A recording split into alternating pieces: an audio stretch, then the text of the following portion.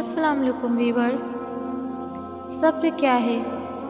میں نے جب حضرت مریم علیہ السلام کا قصہ پڑھا اور مجھے ان کی برداشت پر رشک آیا، پھر اسے اپنے اوپر سوچا کہ اگر یہ سب میرے ساتھ ہوتا تو میرے رونگٹے کھڑے ہو گئے کہ جو لوگ ان کو باتیں کرتے تھے اگر میرے اوپر ہوتی تو ناقابل برداشت تھا۔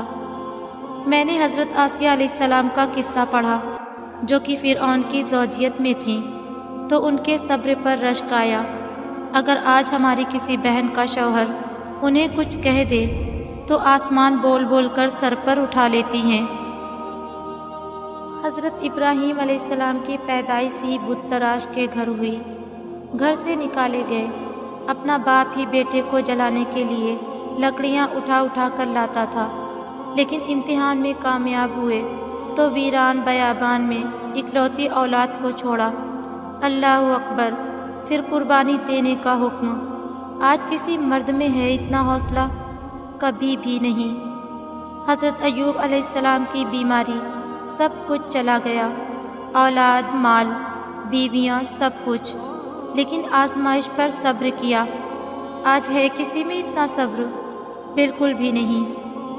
حضرت یوسف علیہ السلام کو بچپن میں ان کے والد سے بھائیوں نے دور کر کے کنویں میں پھینکا، پھر غلام کے طور پر قیمت لگائی گئی، قید کاٹی، لیکن صبر کیا۔ اور آج اگر ایسا کسی کے ساتھ ہو تو شکوہ شروع کہ اللہ نے میرے ساتھ ہی ایسا کیوں کیا۔ حضرت محمد مصطفیٰ صلی اللہ علیہ وسلم نے یتیمی میں آنکھ کھولی، پھر ماں بھی چھوڑ گئیں اور مختلف آزمائشوں سے گزرتے نبوت کے مقام تک پہنچے۔ غزوات، بھوک، دشمنوں سے مسلسل آزمائش کی زندگی، کیا آج کوئی کر سکتا ہے یہ سب برداشت؟ بالکل بھی نہیں۔ آپ آج تکلیف میں ہیں تو صبر کریں، کل یہ تکلیف ختم ہو جائے گی۔ کچھ بھی ہمیشہ کے لیے نہیں ہوتا، تنگی کے یہ دن بھی گزر جائیں گے، لیکن رب پر یقین وہ ہے جو آپ نے ہمیشہ پختہ رکھنا ہے۔ اس یقین کے تسلسل کو ٹوٹنے نہیں دینا، پھر دیکھنا معجزے ہوں گے اور کن فیکون آسمان سے آتا دیکھ کے آپ کی ساری اذیتیں ختم ہو جائیں گی، بس خوشیاں آپ کے دامن میں بھر دی جائیں گی۔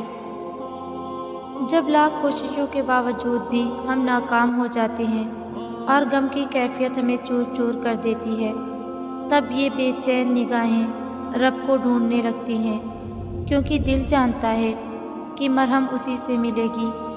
تب ہم بہت بے بس ہوتے ہیں، اپنی بے بسی لے کر اس رب کی بارگاہ میں جاتے ہیں۔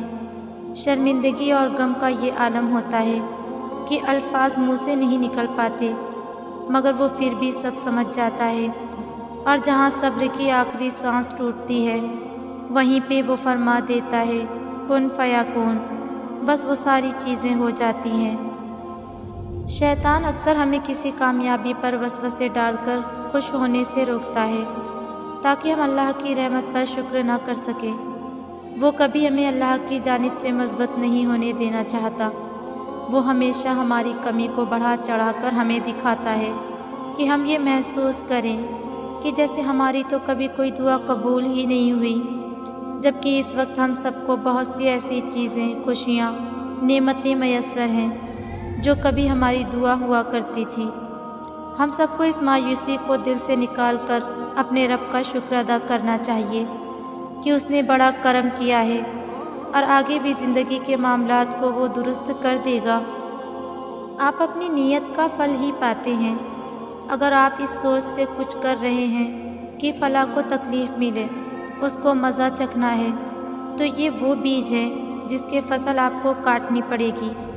وہ رب کچھ نہیں بھولتا، آپ کو اپنے کیے کا ہی اجر ملتا ہے۔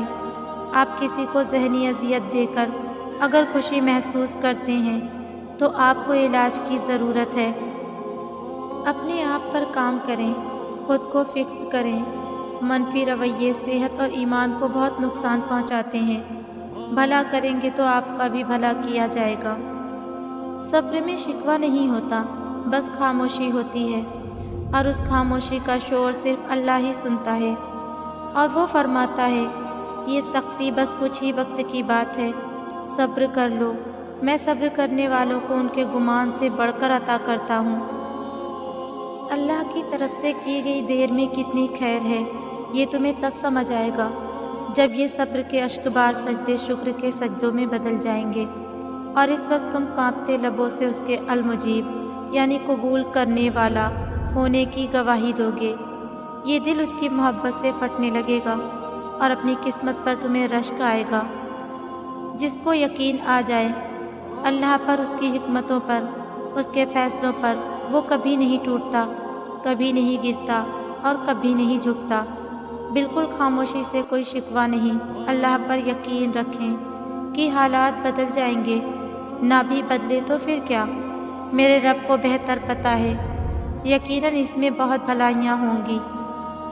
جب زندگی میں ایسے حالات سامنے آ کھڑے ہوں جہاں تمہیں لگے کہ تم تنہا ہو گئے ہو، تو گھبرانا نہیں، اللہ سے نا امید نہ ہونا۔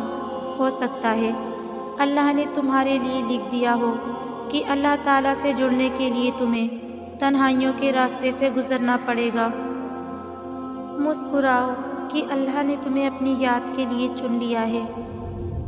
جب ہر چیز الجھ گئی ہو، ہر چیز اپنی جگہ سے بکھر گئی ہو، سمٹنے سے بھی نہ سمٹے تم سے، تو ان چیزوں کو وہیں چھوڑ دینا اور اپنی دعاؤں میں شدت اختیار کرنا۔ اور جب تم اپنی دعاؤں میں شدت اختیار کرو گے تو ہر چیز سمٹنے لگے گی۔ وہ چیز بکھرنے کے لیے آئی ہے، اسی وجہ سے تھی کہ تم اس الجھن میں رب سے دعا کا رشتہ بناؤ۔ ایسا نہیں ہے کہ کچھ بھی حالات بگڑنے پر ہم وقت کے گزرنے کا بیٹھ کر انتظار کریں۔ جب ہم کچھ نہیں کر سکتے تب ہم دعا ہی تو کرتے ہیں، صبر ہی تو کرتے ہیں۔ اللہ تو سنتا ہے ہر اس دل کی جو اس سے رجوع کرتا ہے۔ بجھے دلوں کی جوت وہ اپنے کرم سے جگاتا ہے۔ جو چھوڑ چکے سب آس اپنی، نئی امیدیں انہیں اپنے ذکر سے دلاتا ہے۔ وعدہ اس کے انہیں کوئی بھی حقیقت سے خالی، اس کے حکم کی تابع ہے یہ کائنات ساری۔ اس کی تدبیریں نہیں کسی حکمت سے خالی، بدلتی ہیں تقدیریں اس کے ایک کن سے، ہوتی ہے محض تو کل کی یہ بات ساری۔ اب جوڑ لی ہے تم نے یہ راہیں اس رب سے، اگر چاہے جو ہو جائے بھیجے گا نہیں وہ جھولی یہ تمہاری خالی۔